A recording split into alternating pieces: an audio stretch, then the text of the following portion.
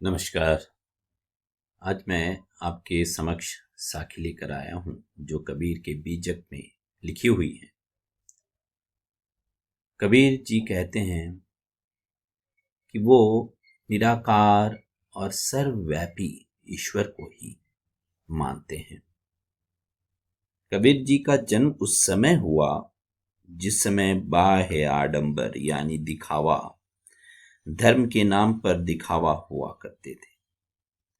वैसे समय पर कबीर जी का जन्म हुआ और उन्होंने उन दिखावे को छोड़कर उससे कहीं अलग उन्होंने कहा कि अगर मूर्ति पूजा के विरोधी ईश्वर भक्त जितने भी थे उन सबको इकट्ठा कर उन्होंने बीजक नामक एक पुस्तक में अपनी कई रचनाएं, उपदेशात्मक रचनाएं उनकी लिखी हुई हैं। उनके शिष्यों ने उसे इकट्ठा किया है और इकट्ठे कर एक ग्रंथ के रूप में प्रस्तुत किया समाज के सामने।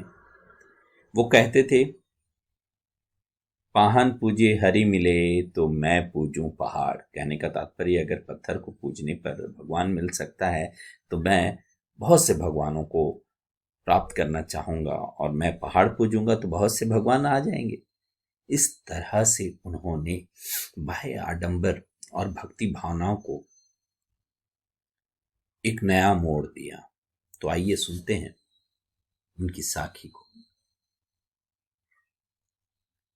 पहले पंक्ति जैसे, ऐसी बाणी बोलिए मन का पाख होए, अपना तन शीतल करे औरन को सुख होए कबीरा, औरन को सुख होए। मीठे बोल सुनकर हम अपने मन का भान खो बैठते हैं, यानी मन के अहंकार को हम भूल जाते हैं। मधुर वाणी से अपने सुख के साथ औरों को भी सुख पहुंचाते हैं। अगर हम मीठी वाणी बोलेंगे तो खुद को भी अच्छा लगेगा, खुद को भी खुशी का एहसास होगा और जो सुनने वाले हैं उन्हें भी अच्छा अनुभव होगा। तो मधुर वाणी हमें हर रोज किसी के साथ भी कैसा भी व्यवहार हम कर रहे हैं तो ये ध्यान रखें कि मधुर वाणी बोले। और इसमें अनुप्रास अलंकार का प्रयोग किया गया है। तो दूसरे में, कस्तूरी कुंडली बसे मृग ढूंढे बन माही, ऐसी घटी घटी राम है दुनिया देखी नाही, दुनिया देखी नाही। कस्तूरी मृग की नाभि में एक सुगंधित पदार्थ होता है। इसी सुगंध की खोज में मृग जंगल में दौड़ता रहता है उस खुशबू को प्राप्त करने के लिए, और अंत में वो अपनी जीवन लीला समाप्त कर देता है। ऐसी घटी घटी राम है दुनिया देखी नाही। अर्थ ये है, हमें यह नहीं पता है कि ईश्वर तो हमारे अंदर ही छिपा है, ये हमें ज्ञान नहीं है। इसलिए कहा जाता है, हे मनुष्य तो अपने अंदर झांक कर देख। जिस प्रकार से मृग की कुंडली में कस्तूरी बसती हैं और वो उसे पहचान नहीं पाता है, ठीक उसी तरह मनुष्य भी अपने अंदर की परमात्मा को नहीं पहचान पाता है।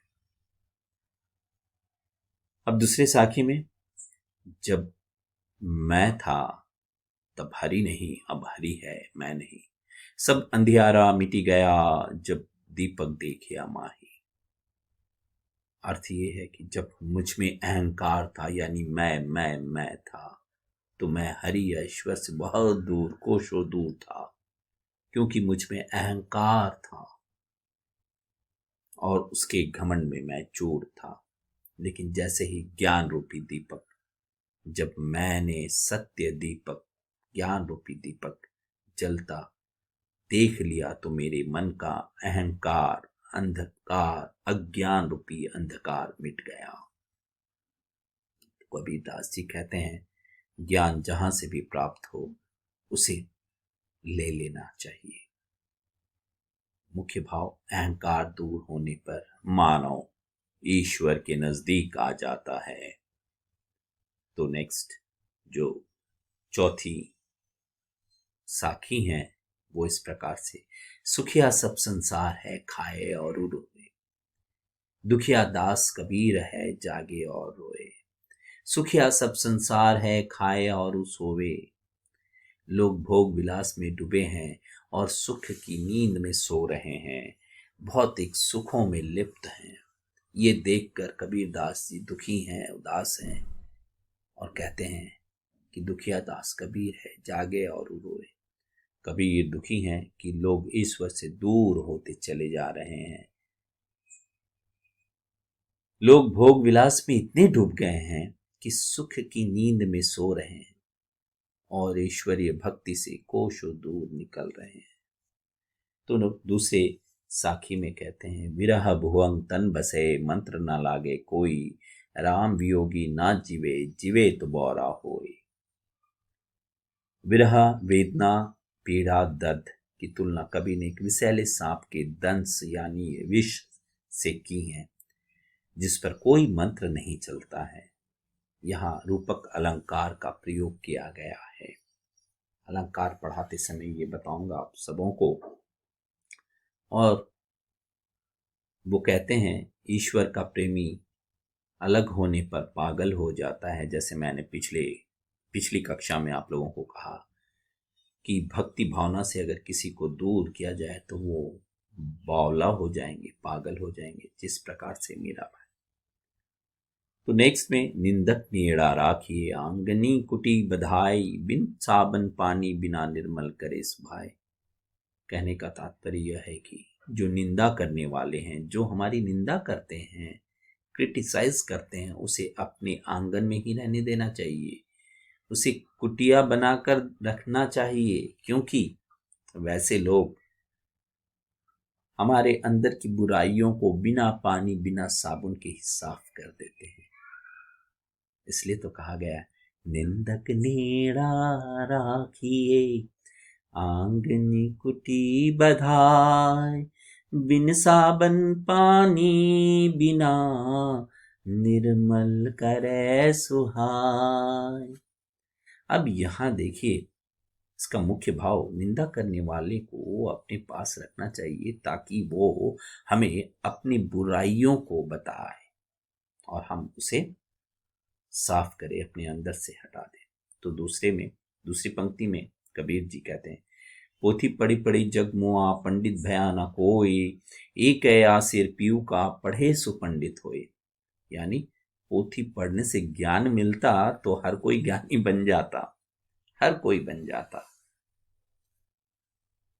वो कहते हैं, लोगों को सच्चे मन से प्रेम करता है वही सच्चा पंडित है। यानी जो एक आसिर पीऊ का एक अक्षर, प्यार, स्नेह, मोहब्बत, अच्छा व्यवहार, ये पाठ अगर वो पढ़ ले तो वो पंडित समान, वो ज्ञानी कहलाता है।